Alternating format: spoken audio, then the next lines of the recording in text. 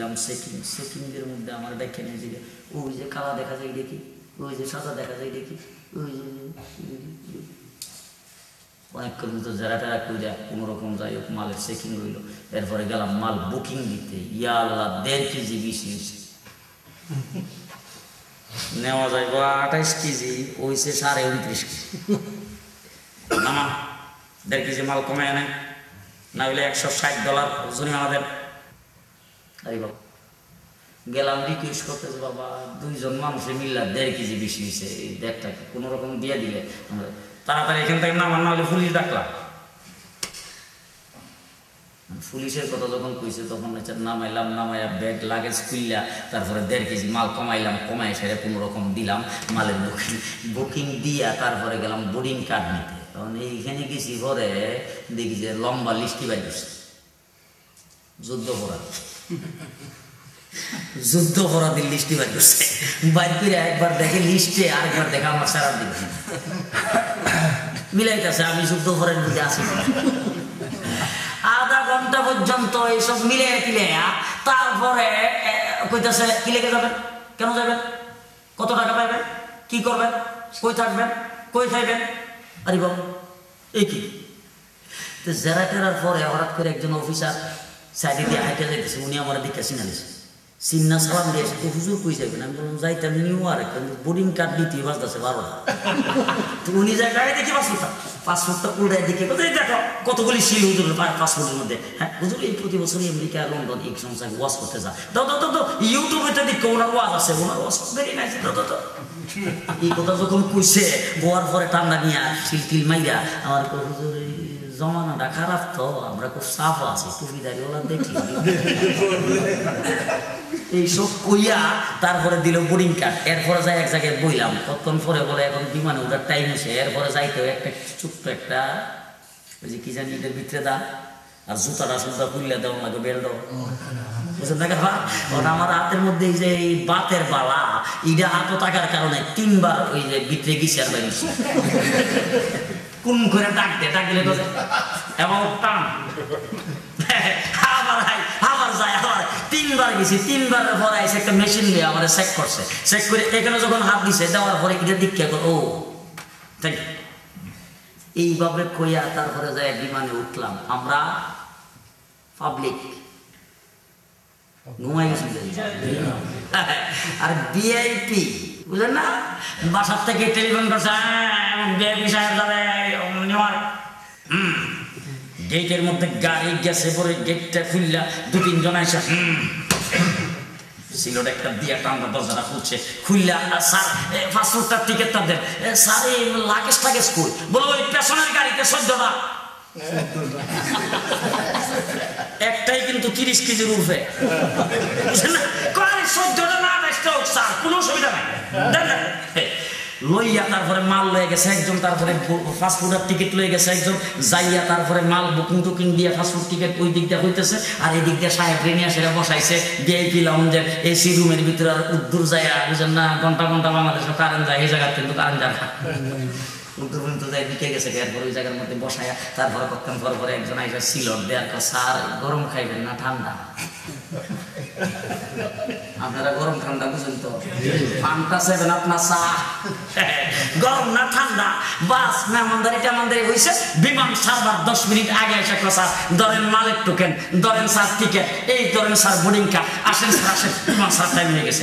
একবারে ডাইরেক্ট নিয়ে আয়, কিন্তু জুতা ও বেল্টে ছাড়া লাগছে না, কোনোখানে সেট ফেকও নাই, কিছু নাই, ডাইরেক্ট একবারে ফার্স্ট ক্লাস নিয়ে বসায় দিয়া স্যার কোন দিন আবার আইবেন ইনফরমেশন দিয়েন স্যার, আমরা খেদমতের লাগে তো আর কারা কারা ভিআইপি সরকারি লোক, কাল লোক যেই সমস্ত মানুষ রমজান মাসে রোজা রাখছে আমার আল্লাহ ডাক দিয়া বলেন বান্দারে তোরা আমার লোক, কাল লোক। দুনিয়াতে সরকারি লোক হইলে যদি বিমানবন্দরে চেকিং লাগে না, আল্লাহর লোক যারা হবে হাসরের ময়দানে জান্নাতে যাইতেও চেকিং লাগবে না। তারা হলো জান্নাতের ভিআইপি প্যাসেঞ্জার। হাসরের ময়দানে ওঠার সাথে সাথে যা হয়ে গেছেন সাথে লাগেজ যতটাই থাকুক ফেরেশতার টান দিয়ে কইবে আসেন নিচে আপনার জায়গা, আরশের ছায়ার নিচে গিয়া আপনাকে সেখানে বসাবে। আর কতক্ষণ পরে পরে ফিরিস্তারা 50 বছরের অবস্থা তো কতক্ষণ পরে পরে ফিরিস্তারা এসে সিলোট দিবার কইব স্যার গরম না ঠান্ডা। হাউজে কাউসারের পানি দিয়া ওই জায়গার মধ্যে আপ্যায়ন করে মেহমানদারি করানো হবে। আমার আল্লাহ পাক আল্লাহর নবী বলেছেন জান্নাতি মানুষগুলো যেই সমস্ত মানুষেরা রোজা রাখছে আমার আল্লাহ পাক ভিআইপি গেট কায়েম করেছেন, তার নাম হলো রাইয়ান। কি নাম? রাইয়ান নামে গ্রিন সিগন্যাল দিয়া রোজাদার ব্যক্তিদেরকে আল্লাহ পাক বিনা চেকিংয়ে ভিআইপি লাউঞ্জে জান্নাতে পৌঁছায়া দেবে। মুসলমানেরা, এই জন্য রমজান মাসে যারা রোজা রাখবে তারা তারা আল্লাহ পাকের মেহমান হবে এবং আল্লাহ পাকের ভিআইপি লাউঞ্জে জায়গা পাবে আর ভিআইপি গেট গ্রিন সিগন্যাল দিয়া ডাইরেক্ট জান্নাতে প্রবেশ করে। রোজা রাখতে রাজি আছেন তো? আমার ভাইরা, উপযুক্ত মানুষ যাদের ঘরে আছে, যাদের টেকওয়েতে কর্মচারী আছে, যাদের রেস্টুরেন্টে কর্মচারী আছে, যার দোকানে কর্মচারী আছে, যার অধীনে মানুষ আছে, সেই মানুষগুলিকে পর্যন্ত রোজা রাখাইতে হবে, তাদেরকেও রোজা রাখতে বাধ্য করতে হবে, তাদেরকে শহর নিয়ে রোজা রাখতে হবে। আমার দেশের সিস্টেম হইল দোকান থেকে দেখবেন যে উনি মুরব্বী মানুষ, উনি দোকানের মালিক, আজান হয়েছে পরে মসজিদ বাইরিয়া মসজিদে যার কাস্টমার আইতেছে, এখন তোরা দেখিস বলা করে এদিক সিরিজ না কিন্তু আমি নামাজ পড়ি। আমাদের দেশে না, আমাদের বাংলাদেশে এরকম বহুত আছে। তুমি যে নামাজ পড়তে গেলে হেরা যে কইলা কাস্টমার দেখবার লাগে, হেরার লাগে নামাজ পড়ছ না? আল্লাহ তো বলছে আকিমুস সালাত, নামাজ কায়েম করো। তুমি নামাজ কায়েম করার অর্থ কি? নামাজ কায়েম করার অর্থ হইলো তোমার অধীনস্থ যারা আছে তাদেরকে নিয়ে নামাজ পড়া, ঠিক না বেটি? রোজার বেলা এরকম 15-16 বছর 17 বছর বয়স হয়ে গেছে গা, রোজা রাখতো চা কিন্তু রোজা রাখতো দেই না, সামনে মিটিং পরীক্ষা স্বাস্থ্য খারাপ। আপনার দেশ আছে জি হুজুর, মেয়েটাও রোজা রাখতো চা রোজা রাখতো দেই না, কারণ শরীর স্বাস্থ্য খারাপ হয়ে যায়। মুসলমান হাসরের ময়দানে হে তো জাহান্নামে যাইব, আপনারা শুদ্ধ লয়ে যাইব। এই জন্য আমার ভাইরা, উপযুক্ত যাদের ঘরে আছে তাদেরকে রোজা রাখাইবেন, আর যাদের ছোট ছোট বাচ্চা কাচ্চা আছে 7-8 বছর, এদেরকেও রোজা 1-2 করে লাগাইয়া রাখাইয়া অভ্যাস করতে হবে, ঠিক না বেঠে? ঠিক না বেঠে? এই জন্য রমজানের মাসটা বড় কিমতিপূর্ণ মাস, সেই মাসের মধ্যে রোজা রাখবে। আমি দিন আরেকটা আয়াত আপনাদের সামনে পাঠ করেছি, সেই আয়াতটার মধ্যে আমার আল্লাহ পাক জাহান্নামী আর জান্নাতীদের মধ্যে একটা কথাবার্তা হবে।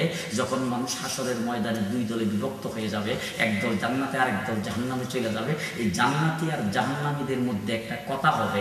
সেই কথাটা, সেই আলোচনাটা আল্লাহর কোরআনে আল্লাহ করছে। এটা আমি আপনাদের শোনায় আলোচনাটা শেষ করতে চাই। আপনারা বিরক্ত হয়ে গেছেন যে শুনবেন তো?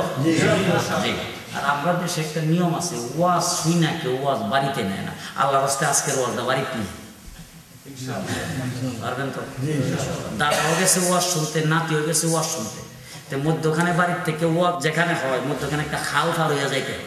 রাত্রে ওয়াজ শুনে যখন আসে তখন নাতিয়ে কাপড় ভিজাইয়া খাল হয়েছে, খালের মধ্যে পানি, আর দাদা একবারে কাপড় আলগিদে উড়াইয়া পারিয়া যখন গেছে নাতির কাপড় ভিজা, দাদা ডাক দিয়ে তো কিরি তোর কাপড় ভিজলো কেমনে? দাদা ওয়াজ কি শুনে না, হাডুর উপরে কাপড় উঠাইলে ফরজ তরক হয়।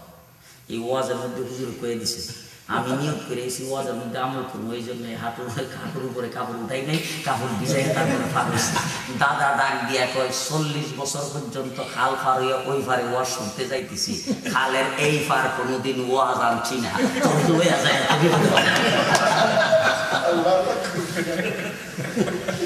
মুসলমানেরা। এই জন্য আমি আপনাদেরকে বলবো ওয়াজ মেহরবানি করে বাড়িতে নিয়েন, ওয়াজ মেহরবানি করে বাড়িতে নিয়েন।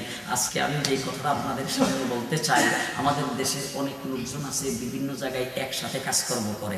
আসলে ময়দানের মানুষগুলি যখন জান্নাতে যাবে, তো জান্নাতে তো আগেই বলছিলাম যে কোনো কাম কাজ তো ওখানে নাই, টেকুয়ে ফেকুয়ে নাই, ওখানে বাজার সদাই করা লাগবে না। তো অবসর থাকলে সারাদিন তো আর কোনো কাম, অবসর থাকলে দেখি মানুষ কত কিছু করে। অবসর সময় ওখানে একটা গল্প গুজব হবে, 2-4 জন একত্রিত হইয়া মনে মনে ভাববে মসজিদের ইমাম সাহেব যদি পাইতাম তাইলে একটা কথা জিগাইতাম। এই কথাটা বলার সাথে সাথে ইমাম সাহেব সিংহাসন সহ সামনে এসে হাজির। বুঝলেন কেন? জান্নাতে কোনো কিছু পেরেশানি নাই। সামনে এসে হাজির হয়ে যাওয়ার পরে এবার ইমাম সাহেব আলাপ করে, হুজুর আমরা যে এই সেন্টুমিয়া আছি, সেন্টুমিয়া আপনারা চিনেন তো? সেন্টু ফেন্টু নাম আছি না আপনাদের দেশে? আমরা যে সেন্টুমিয়া আছি হুজুর, আমরা একসাথে টেকুয়েতে কাজ করতাম, বুঝলেন, একই সাথে আসা যাওয়া করতাম হুজুর, লগে খুব বন্ধুত্ব আছি না আমার হুজুর। এই সেন্টুমিয়ার যে দেখি না,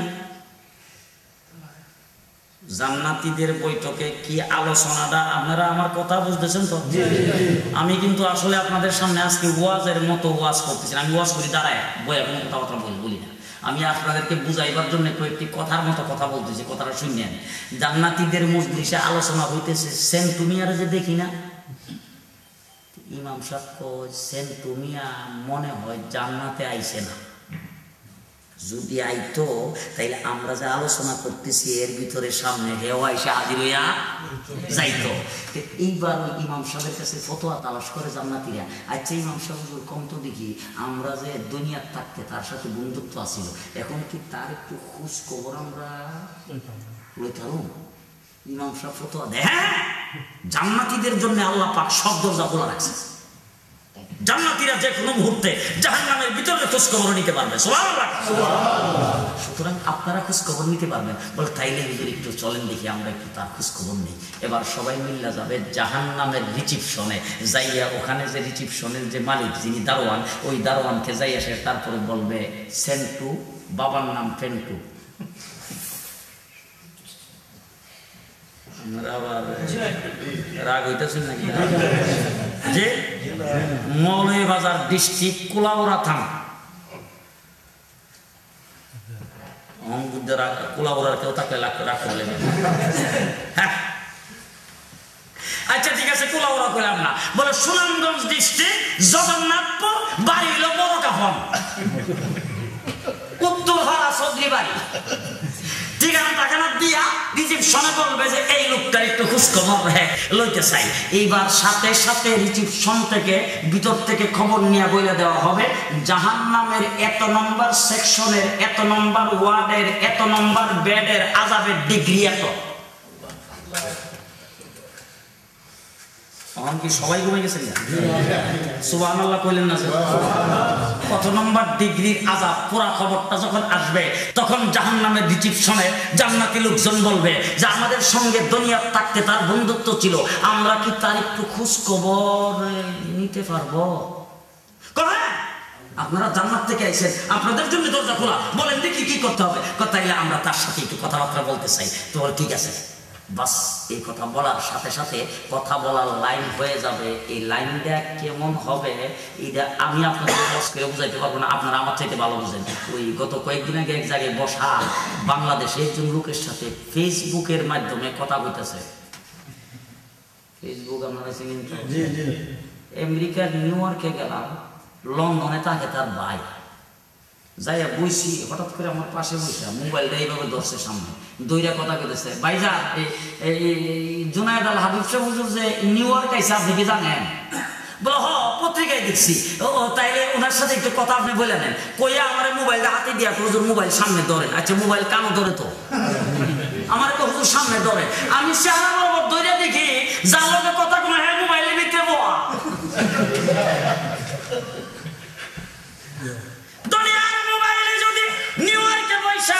লন্ডনের মানুষকে দেখা দেখা কথা বলা যায়, জাহান্নামীদের কথা জান্নাতীদের সাথে কেমন হবে বালা কইরা বুঝেন,